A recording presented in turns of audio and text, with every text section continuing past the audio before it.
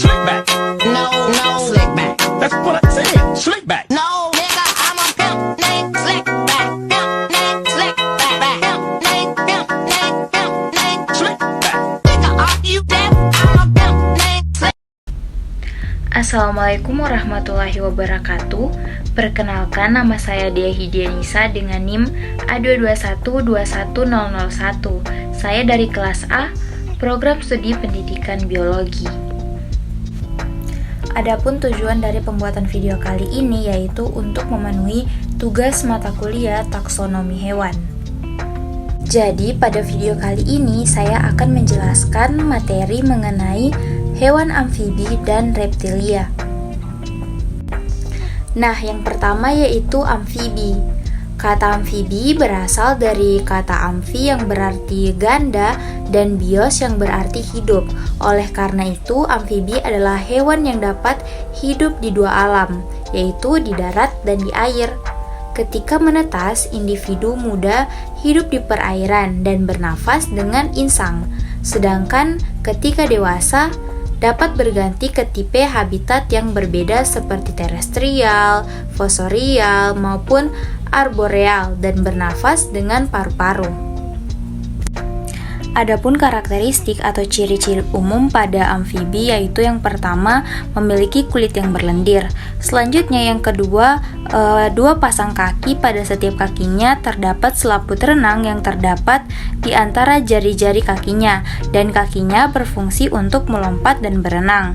Yang ketiga yaitu pada pernafasan saat masih kecebong berupa insang. Setelah dewasa, alat pernafasannya berupa paru-paru, kulit, hidung. Yang keempat yaitu suhu tubuh. Pada amfibi, suhu tubuhnya tidak tetap atau berubah-ubah sesuai suhu lingkungannya. Yang kelima yaitu peredaran darah. Nah, peredaran darah pada amfibi ini dia tertutup. Sedangkan ciri-ciri khusus pada amfibi yaitu yang pertama, tubuh diselubungi kulit yang berlendir serta tidak mempunyai sisik. Yang kedua, merupakan hewan berdarah dingin atau poikiloterm. Yang ketiga, mempunyai jantung yang terdiri dari 3 ruangan yaitu 2 serambi dan 1 bilik. Yang keempat, mempunyai 2 pasang kaki, pada setiap kakinya terdapat selaput renang. Yang kelima yaitu memiliki 2 lubang hidung yang berhubungan dengan ruang mulut yang mempunyai klep untuk menahan air. Yang keenam, mempunyai pada mulut terdapat gigi dan lidah yang sering kali dikeluarkan. Yang ketujuh, matanya mempunyai selaput tambahan yang disebut membran nictitans. Yang kedelapan, pernafasan pada saat masih kecebong berupa insang. Setelah dewasa, alat pernafasannya berupa paru-paru. Selain itu, kulit dan hidungnya mempunyai katup yang mencegah air masuk ke dalam rongga mulut ketika menyelam. Yang ke-10 yaitu berkembang biak dengan cara melepaskan telurnya dan dibuahi oleh jantan di luar tubuh induknya. Yang ke-10, otak memiliki 10 pasang sarang krainal.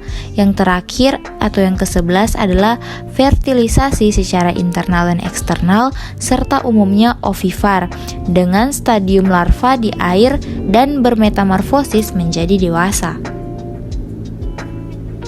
Selanjutnya yaitu klasifikasi amfibi. Yang pertama ada ordo Caudata. Nah, ordo ini mempunyai ciri bentuk tubuh yang memanjang, mempunyai anggota gerak dan ekor serta tidak memiliki timpanum. Tubuh dapat dibedakan antara leher dan badan. Beberapa spesies mempunyai insang dan yang lainnya bernafas dengan paru-paru. Pada bagian kepala terdapat mata yang kecil dan pada beberapa jenis mata mengalami reduksi. Fase larva hampir mirip dengan fase dewasa. Anggota ordo Caudata ini hidup di darat akan tetapi tidak dapat lepas dari air. Nah, pola persebarannya itu meliputi wilayah Amerika Utara, Asia Tengah, Jepang, dan Eropa. Yang kedua yaitu ordo Anura. Nama Anura mempunyai arti tidak memiliki ekor. Seperti namanya, anggota ordo ini mempunyai ciri umum tidak mempunyai ekor, kepala bersatu dengan badan, tidak mempunyai leher dan tungkai berkembang baik. Tungkai belakang lebih besar daripada tungkai depan. Hal ini mendukung pergerakannya yaitu melompat. Pada beberapa famili terdapat selaput di antara jari-jarinya. Ordo Anura ini memiliki 5 famili yang terdapat di Indonesia, yaitu Buffonidae, Megopyridae, Ranidae, Microhylidae, dan Rhacoporidae. Yang ketiga yaitu Ordo Sesilia atau Apoda. Nah, ordo ini mempunyai anggota yang ciri umumnya. Yang pertama, tidak mempunyai kaki sehingga disebut apoda. Yang kedua, tubuh menyerupai cacing atau gilik, bersegmen, tidak bertungkai, dan ekor mereduksi.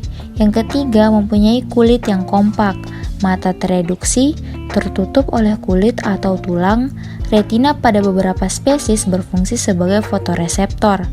Yang keempat, di bagian anterior terdapat tentakel yang fungsinya sebagai organ sensori. Yang kelima, menunjukkan 2 bentuk dalam daur hidupnya. Yang keenam, fertilisasi terjadi secara internal.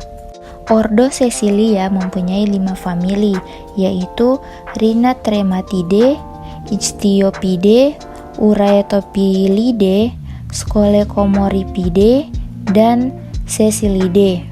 Amfibi banyak dimanfaatkan manusia. Di antaranya adalah 1. Katak diambil daging dan telurnya untuk dimakan. Yang kedua, kulit katak dapat diberi samak untuk dibuat jaket dan barang kerajinan lainnya. Yang ketiga, katak berfungsi sebagai pemberantas nyamuk secara biologis dan sebagai pengendali serangga hama pertanian. Yang keempat, katak dapat digunakan untuk tes kehamilan atau misalnya Bufo-melanosteus karena menghasilkan hormon perangsang gonad yang memiliki efek yang sama dengan hormon gonad pada urin wanita hamil. Yang kelima, racun bufotalin dan butotenin yang dihasilkan oleh kodok bufo marinus dimanfaatkan sebagai penguat denyut jantung. Yang keenam, orang Indian menggunakan racun katak untuk racun panah. Yang ketujuh, dalam rantai makanan, amfibi berperan untuk mengatur populasi serangga. Yang kedelapan, amfibi merupakan makanan bagi vertebrata lainnya, misalnya ular dan burung. Selanjutnya, ada sebagian manusia yang menggunakan amfibi sebagai makanan, misalnya katak hijau. Yang ke-10 sebagai bahan objek praktikum atau penelitian. Selanjutnya yang ke-11 adalah sebagai pengendali hama pada insektisida. Yang terakhir sebagai indikator keadaan lingkungan. Selanjutnya yang kedua yaitu reptil. Jadi reptil adalah hewan vertebrata atau hewan yang bertulang belakang yang memiliki sisik dan bernafas menggunakan paru-paru. Ciri-ciri utama reptil adalah tubuhnya ditutupi oleh sisik-sisik yang rata atau berduri yang berfungsi untuk mengatur sirkulasi air melalui kulitnya. Selanjutnya yaitu klasifikasi reptil. Yang pertama adalah Ordo Crocodilia.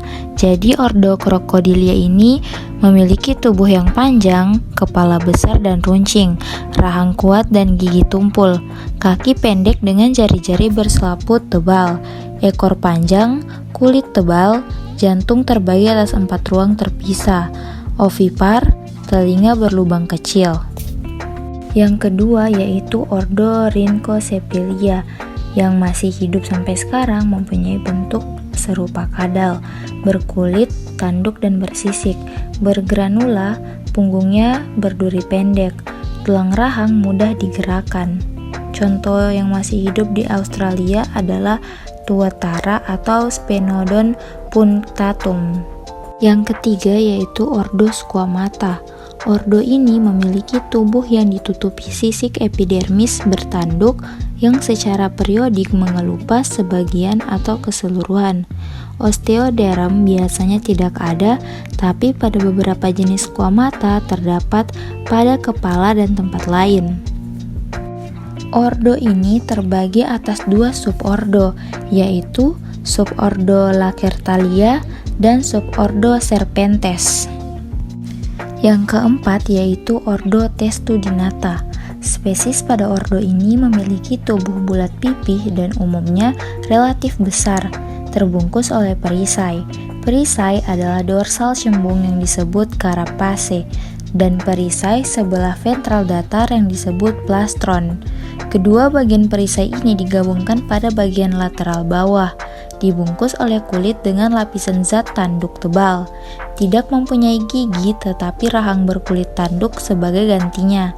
Tulang kuadrat pada kranium mempunyai hubungan bebas dengan rahang bawah sehingga rahang bawah mudah digerakkan.